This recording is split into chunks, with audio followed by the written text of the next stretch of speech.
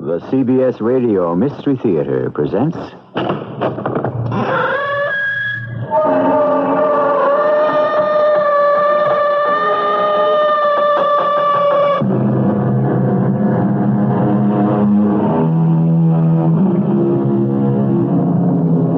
in. Welcome. I'm E.G. Marshall. Over the years, many writers have made the South Pacific and the East Indies the settings for some of their best-known work. Herman Melville, Joseph Conrad, and E.M. Forster, to name but three, wrote about the exotic and mysterious islands lying thousands of miles away across the deep waters of the Pacific Ocean. These islands may seem less remote now than they used to be, but the mixture of cultures, East and West, can still produce some bizarre incidents.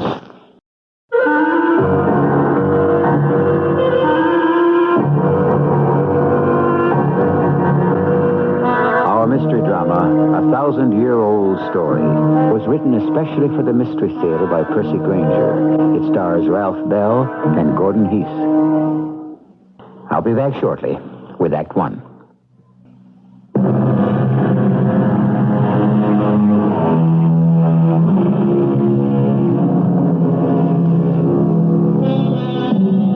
Close your eyes and imagine a South Seas island.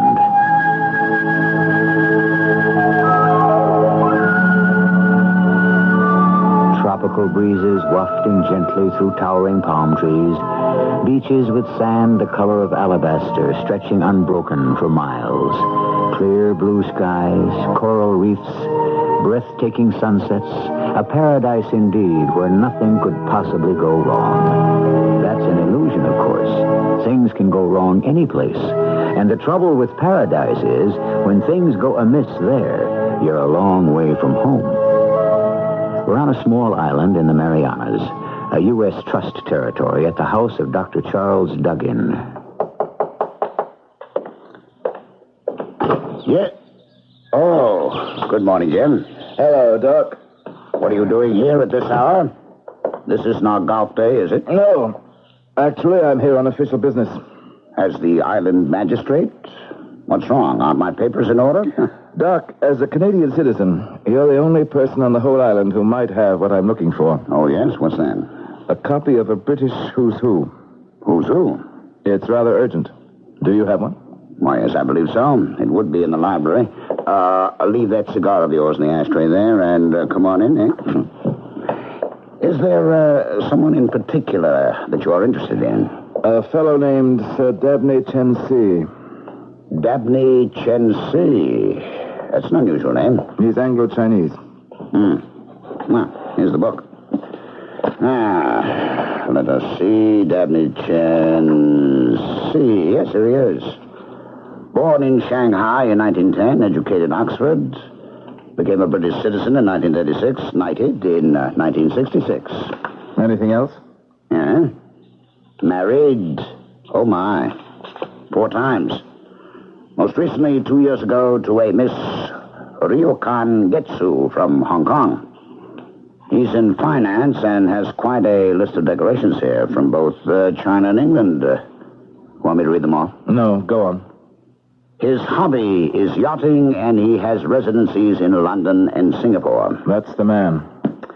Why do you need information on this distinguished gentleman at 7 o'clock in the morning? Because his yacht dropped anchor in the harbor last night. And you wanted to check his pedigree before allowing him to come ashore? No. Last night, his steward discovered him in the ship's library. Dead. Oh. I see. Natural causes? Don't know yet. The man was 68. True. Anything's possible at that age, you know. At any age. 4 marriages? Precisely. Coffee? No, thanks, Doc. I've got to go out to the yacht and begin an investigation. So you do suspect foul play, hmm? Sergeant Johnston was out there this morning. He found this. It's a letter Sir Dabney was writing at the time he died to his solicitor in London. Apparently, he just discovered that someone was cashing checks in his name without his knowledge, and he wanted his solicitor to investigate. And you suspect the embezzler, realizing Sir Dabney was onto him, killed him for his silence? That's the obvious. Beware the obvious. True. How did Sir Dabney die? Not sure yet. Thought you might give us a hand, Doc. Oh, now, today is my day to go coral hunting. You want an autopsy performed? Eventually, but at the moment, could you analyze this liquid? It's the remains of a whiskey soda Sir Dabney was drinking when he died. You suspect poison, then? There were no marks on the body. How long will it take you? Well, it depends on how many reagents I have to try. Follow me out to the yacht when you have an answer, will you? It's in the harbor, on the way to your coral beds. Okay. Foul play, eh? You know, there is just one problem here. What's that? If the motive was to cover up this embezzlement, why wouldn't the murderer, if there is one, mind you, have destroyed this letter? How could he know that it was precisely that matter which Sir Dabney was writing to inquire about at the time of his death? Well, that's something of a coincidence, isn't it? Yes. Why? What's wrong with that? Maybe nothing. But I just wouldn't think you'd get too many coincidences in your line of work, if you know what I mean.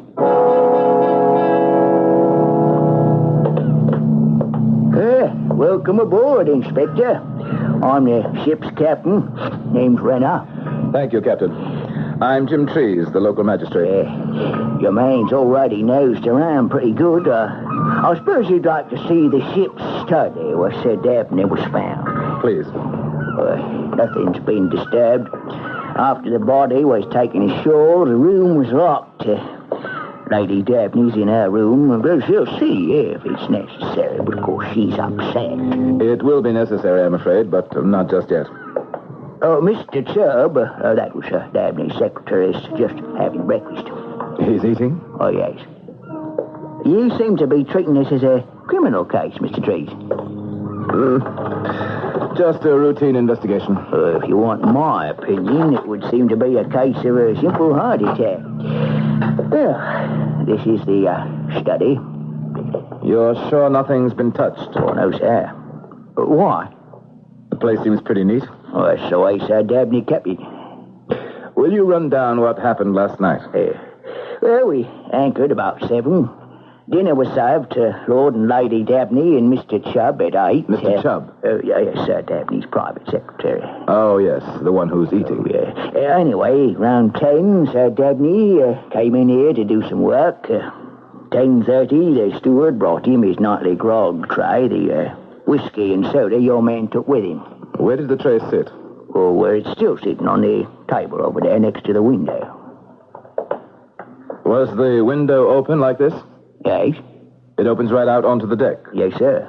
So anyone passing...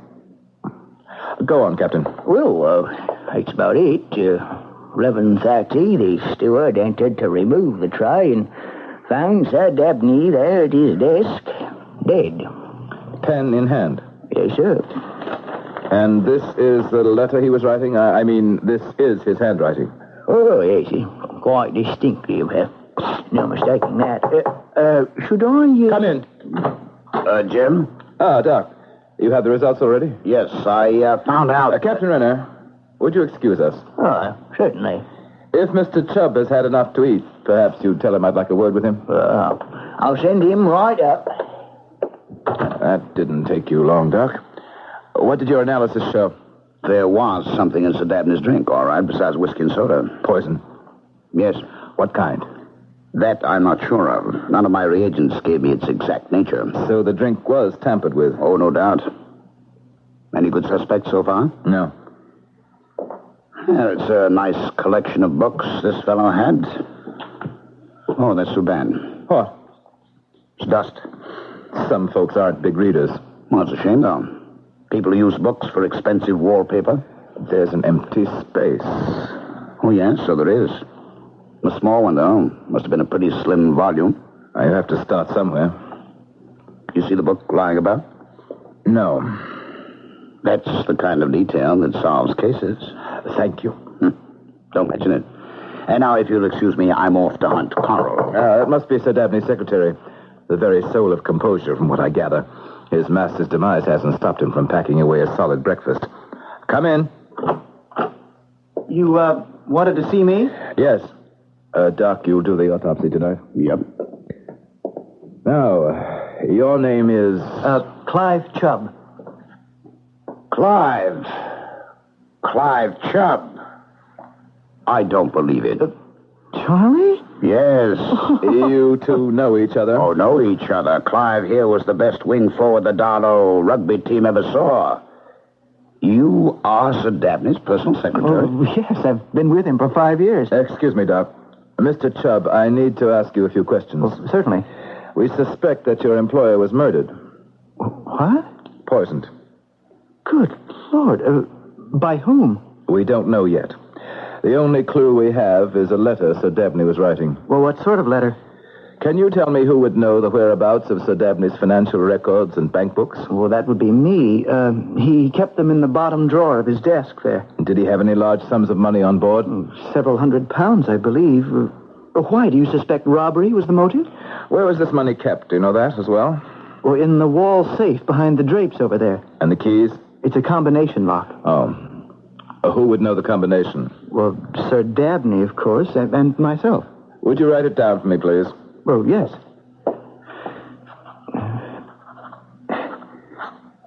There. Thank you. Doc, you and Mr. Chubb can continue your reunion outside. I'd like to be alone in here for a few minutes. I'm sorry about what's happened. Poor Sir Dabney. He was an awfully decent man. Leaves me up a dry creek, I can tell you. I don't even know how I'm going to get back to Canada. Well, won't Lady Dabney help you? I think not. Why not? It's an involved situation, Charlie. I'd prefer not to go into it.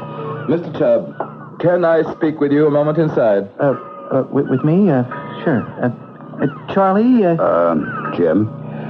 Sure, Doc. You can come too.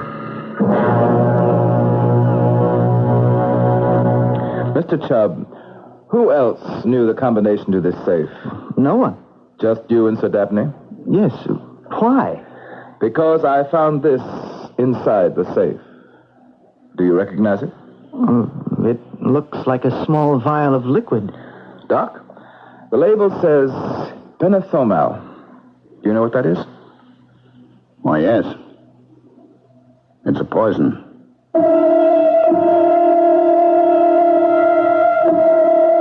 I'm very fond of boats myself, says a character in a well-known British play. I like the way they're contained. A comforting feeling for some, perhaps. But if you are the unlucky object of official suspicion, even a wealthy man's yacht can suddenly begin to seem very claustrophobic. And what might have been a pleasant reunion between two old schoolmates is threatening to become something much more serious. I shall return shortly with Act Two.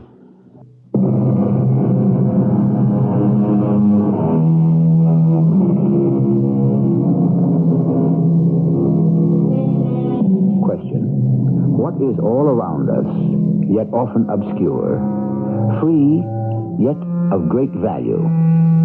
The answer? Truth. Truth should be a simple enough thing. After all, it is merely that which is. Yet the truth of a matter can be deceptive, for correct interpretation can rest on any number of facts, no one of which is so insignificant that it can be overlooked.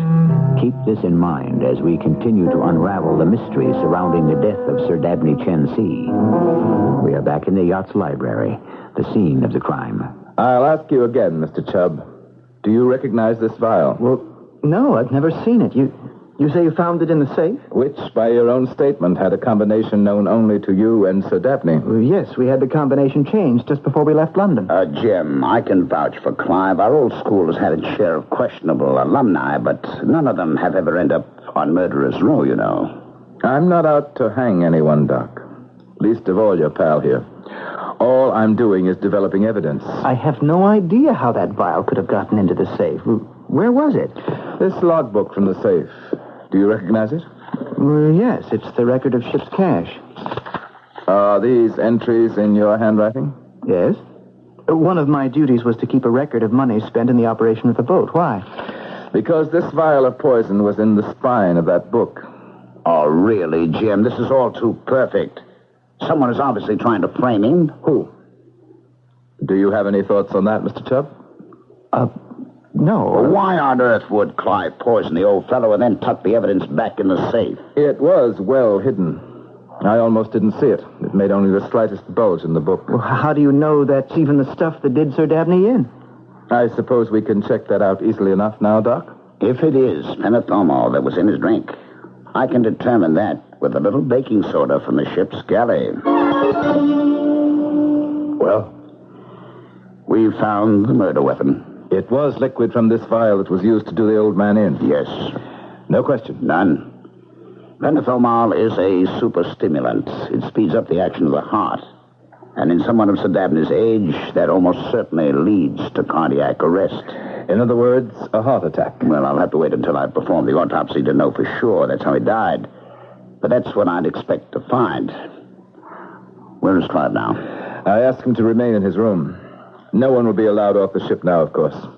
I have men searching the whole boat, questioning the crew. What is that you're looking at? A photograph of Lady Dabney. It was in her husband's desk. Beautiful, isn't she? Yes, very. What's Chubb's relationship with her?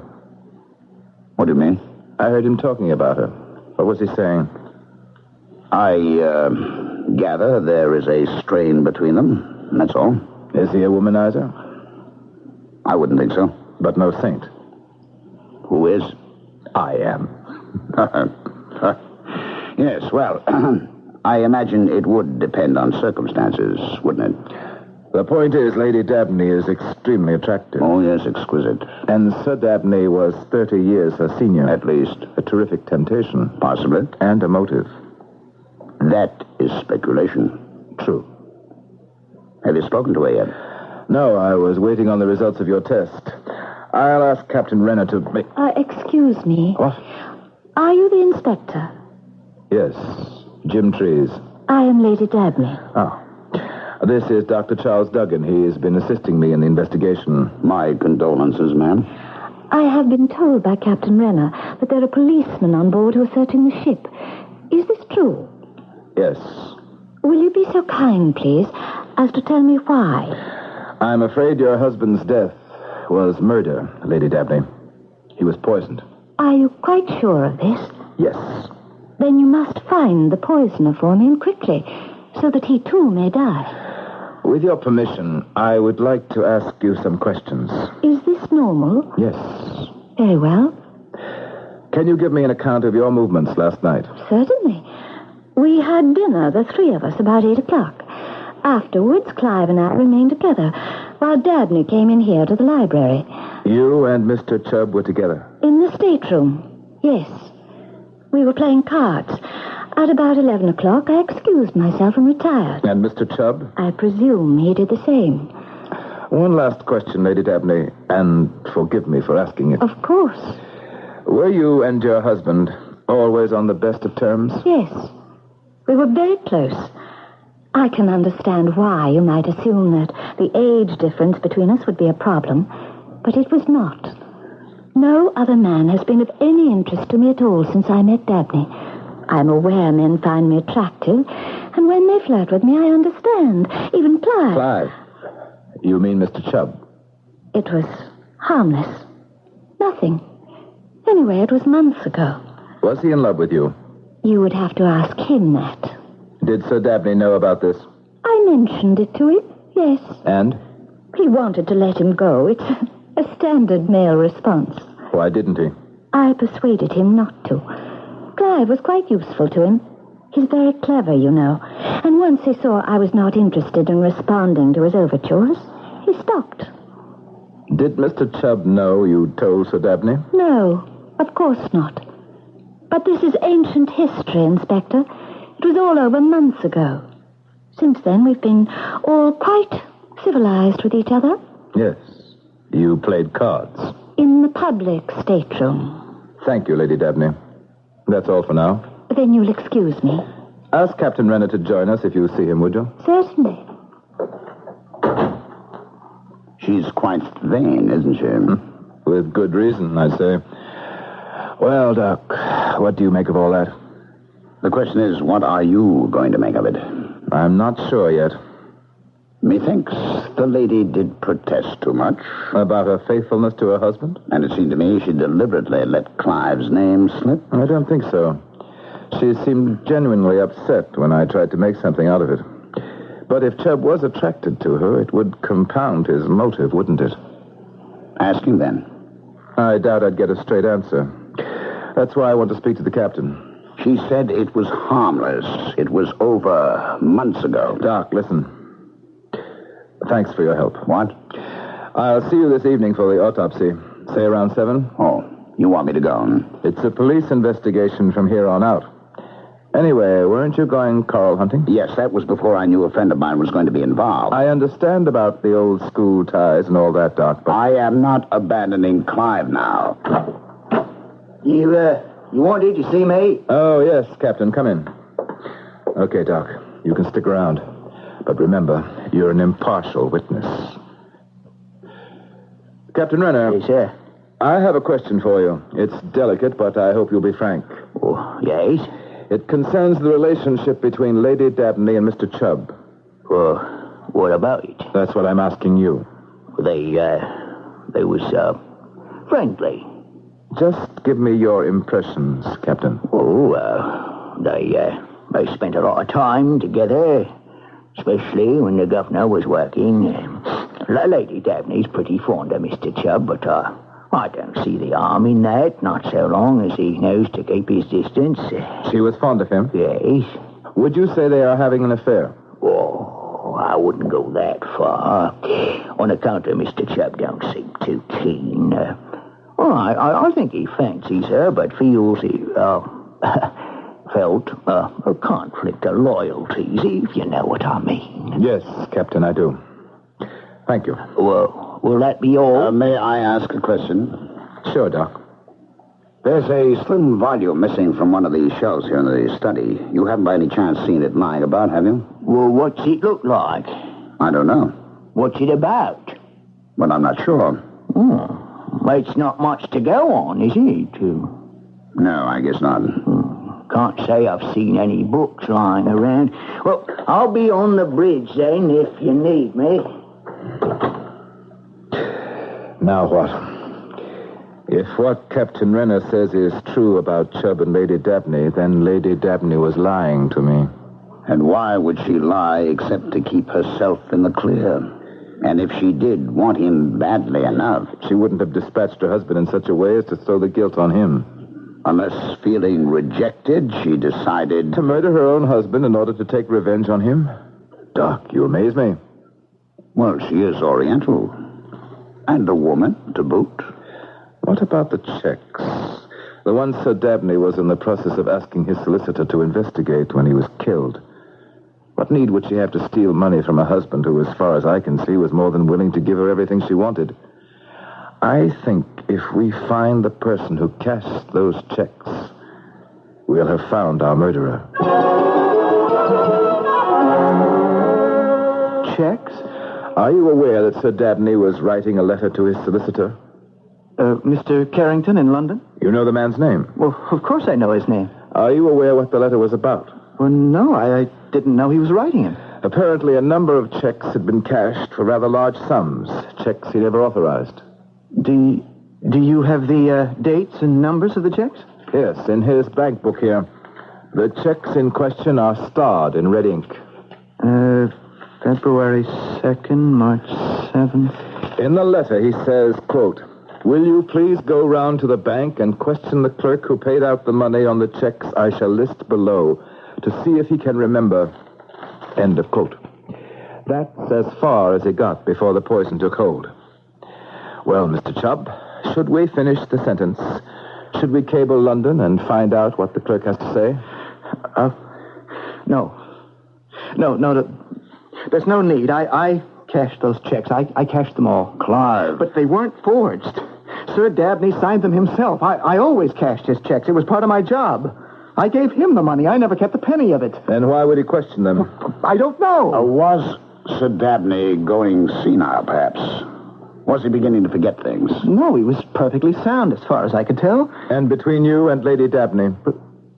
Pardon? What was going on there?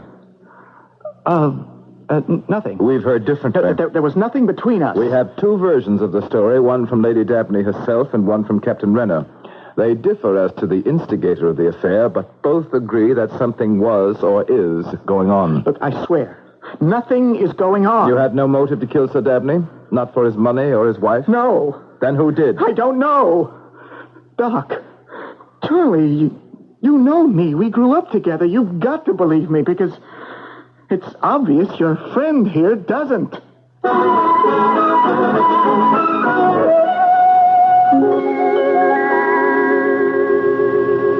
The islands of the South Pacific have always been a source of confusion to me. Are they as far west as one can go before getting to the far east, or vice versa? But the problems of geographical orientation are of secondary interest to us at the moment. The problem of who killed Sir Dabney is considerably more pressing, especially to Clive Chubb. What do you think? Is he guilty or innocent? I'll return in a moment with our final act.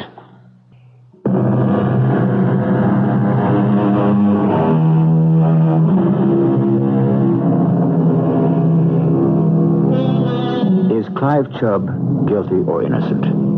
Perhaps you think this is an unfair question to ask when we still have an entire act to go. But what if I told you that all the facts necessary to deduce the truth have already been revealed? However, let me add that even if you should guess who killed Sir Dabney, you'd never guess the motive. As we rejoin our story, it is evening. We are back on shore at the island hospital. Finished with the autopsy, Doc? Yes, all done. What's the verdict?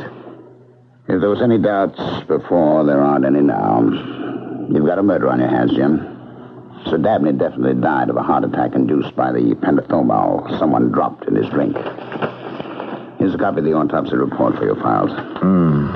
Thanks. What's your next step? I'm afraid I'm going to have to put your friend under arrest first thing in the morning. Jim, you're making a mistake. What would you do in my shoes? I think it's Lady Dabney you should be going after. Look at the evidence. The evidence doesn't mean a thing. Women like that have their ways. I'm sorry, Doc. Look, it's been a long day. Let me just call out to the yacht to make sure all's quiet, and then I'll give you a lift home.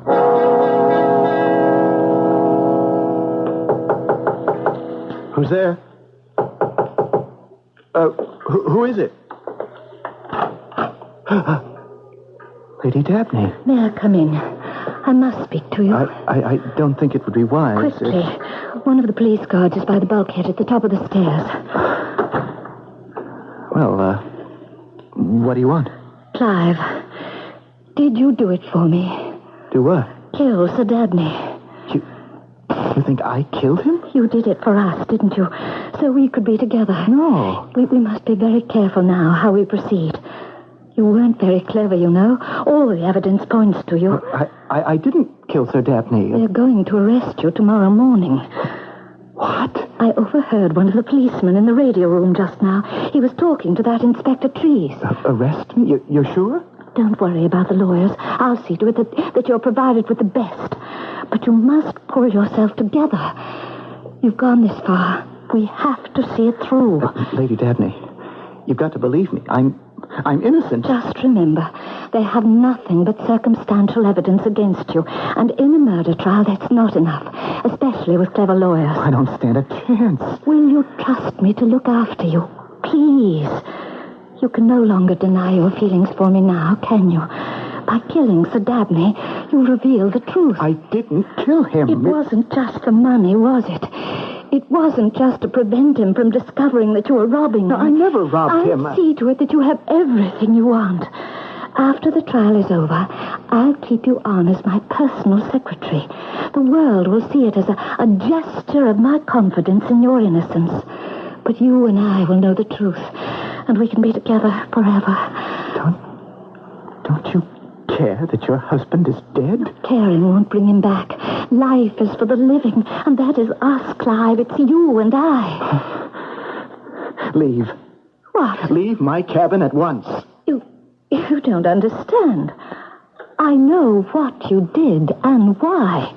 You have paid me the boldest compliment a man can pay a woman, and I'm telling you, you have won me. I'm yours. I was in love with you from the moment I saw you. I'd have given anything for you to be free, but you're a monster. Now get out of here. You reject me? Well, then let them arrest you. Let them hang you. And when it comes time for your trial, if your own bumbling stupidity hasn't convicted you, my testimony will.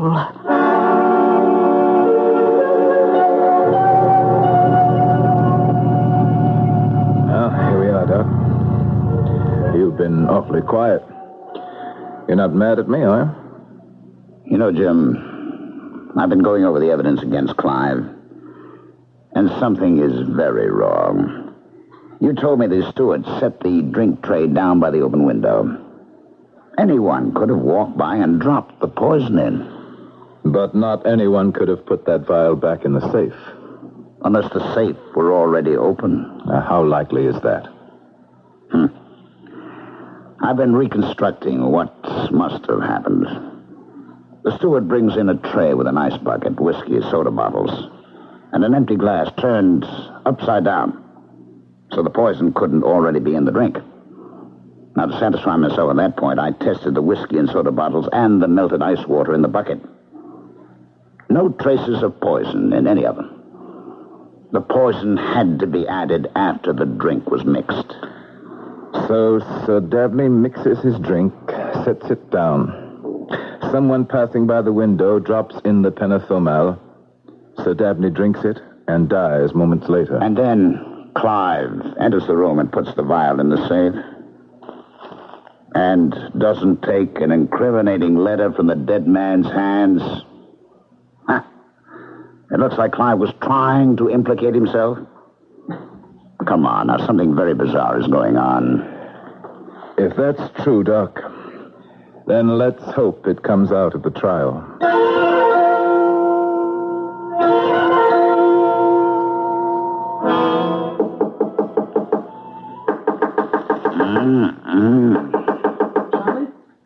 Charlie? Oh, who's there? Hey, Clive, how did you get ashore? I swam. Let me in, will you? I'm freezing. Give me a hand. All right. Here, put on my robe and dry your hair. You'll catch pneumonia. Thanks. I knew I could count on a fellow Darlow alumnus. Oh, what are you doing here? I found out that friend of yours intends to arrest me in the morning, so I thought I'd better stay one step ahead of the ceremony. Oh, Clive, this is an island, and not a very big one at that. How do you plan to escape? Your motorboat. A boat that size could get me to Saipan. From there, I'll make it my own way somehow. You can't do that. You'll be a fugitive. I don't have any choice. They'll think you're guilty for sure, then. What do they think right now? Now, Clive, it's not an airtight case. If you're innocent, it'll come out in court. Oh? Will it? Unless there's something we don't know. Is there, Clive? Yes. There's one thing you don't know, Charlie, and that's who the real murderer is. Do you know? No, but it isn't me. All right, I believe you. Well, then help me. I can't, Clive, not without becoming an accessory. The warrant hasn't been issued yet. But we both know it's going to be. I'm sorry, Clive. Charlie, I don't stand a chance. Lady Dabney will do whatever she has to get me convicted. How do you know that? She told me so. Why? Why would she want to convict you? Well, it doesn't matter. Is she in love with you? Nothing ever happened between us. But you rejected her, then? Yes. You think she killed him? I don't know. Is she trying to frame you? No, I don't want to talk about Are it. you in love with her? I was. Clive, if she is trying to frame you... Look, it's her word against mine, and all the evidence points to me. Okay, pal. Here are the keys to my boat. It's moored in the marina, a mile down the beach. I'll get you some dry clothes. Charlie? Thanks. Forget it. What'll you tell the inspector? I'll think of something. You're helping an innocent man. You know that, don't you? I know that, Clive. Come in. Ah, good morning, Jim. Where is he? Where is who? Clive Chubb. Oh? Has something happened? You know, Doc, frankly, I'm surprised at you. Better that than bored. I spoke to the night watchman at the marina. He says a man fitting Clive's description showed up there at 3 this morning, jangling the keys to your boat. My keys? Oh, my goodness. My goodness, they're gone. Oh, and it gets worse, Doc. You're under arrest. Oh, come on, Jim. Just because I beat you in golf is no reason to pull rank. I'm serious. Word of Sir Dabney's murder has reached the outside world, and it's created quite a stir. He was a knight of the realm, one of England's leading financial men. His death is a matter of international consequence. I see. Well, if the whole world is watching, you'd certainly better do what you think best. But I have no idea how Clive got those keys. Let's go. Come in. Oh, excuse me. Captain Renner, good morning. Well, I was told I'd find the inspector here. I'm here, Captain. What is it? Oh, seeing as how Mr. Chubb has escaped, Lady Dabney sent me ashore to get your permission to sail on to Singapore. Okay. I suppose there's no reason to keep you. Oh, I got the papers of detention here. I'll just sign the release. Oh, by the way, Doctor, you still interested in that book? The one that was missing from the library? Did you find it? Oh, I can't say whether it's the same book, but the cook found this in the garbage this morning when he was weighting it down to toss it overboard. Yeah. 1,000-year-old stories. That's a distinctive title. What was it doing in the garbage? Well, I don't know. It's a rather handsome volume, if you ask me. Ancient legends from the Chinese. Are all those papers in order, Inspector? Yes, here you are. I'll radio out to my man and tell them to let you weigh anchor. Oh, thank you, sir. Can't imagine what happened to Mr. Chubb. I think I have some idea about that. Have a safe voyage, Captain. Aye. Doc, you ready to go? Doc. Oh, yes. Just let me get my golf gloves. Golf clubs. You're under arrest. Oh, I won't be after I've read you the first story in this book. What do you mean? I had a feeling all along the empty space on that library shelf had something to do with this. You think someone deliberately threw that book away? Oh, yes. Who? Sir Dabney. He threw it out because it contained the solution to his murder. What? How? It looks like this book is where he got the idea for it. Where he got the idea for his own murder. Listen to me. Yeah. The story of the old merchant. In ancient Cathay, there lived a wealthy old merchant, Yang Sun. He was married to a lovely young girl named Shen Fu, and he employed as accountant a gentleman named Shin Mi. The Dabneys and Mr. Chubb. Oh, yes, a neat parallel, isn't it? Now, the young wife fell in love with Shin Mi, who resisted her advances at first, but eventually yielded to them. The old merchant, suspecting that his secretary had betrayed him, sought to take revenge. But because the law of Cathay forbade murder, no matter what the provocation, and because Yang Sun felt that life without his wife's love was not worth living, he took his own life, but in such a way that suspicion would fall upon the man who had wronged him. Suicide. It all makes sense now. Clive was having an affair with Lady Dabney then. No. He was in love with her at first, but restrained himself out of loyalty to Sir Dabney.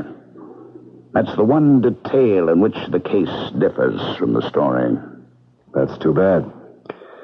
So the old man killed himself for nothing. I don't know. The fact is, Lady Dabney was enamored of Clive. So, your friend is innocent? Yes. And will you now be so kind as to tell me where we can find him? I don't know any more than you do, Jim. But if he did take my boat, and I were he, I imagine I'd head straight across the channel to Saipan. A rose by any other name would smell as sweet, but murder by any other name can make a big difference in the success of an investigation. In fact, as we have just seen, to persist in calling a suicide murder could mean the difference between life and death. Fortunately, the error in labeling was discovered in time, and an innocent man's life was saved. I shall return shortly.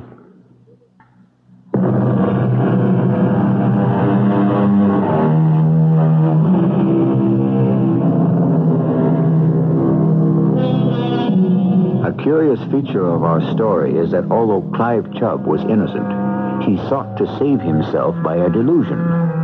Time and desire had blotted from his mind the fact that he had never graduated from the Darlow Academy.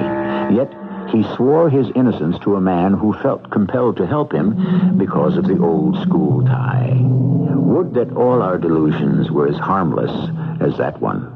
Our cast included Ralph Bell, Russell Horton, Gordon Heath, and Carol Teitel. The entire production was under the direction of Hyman Brown.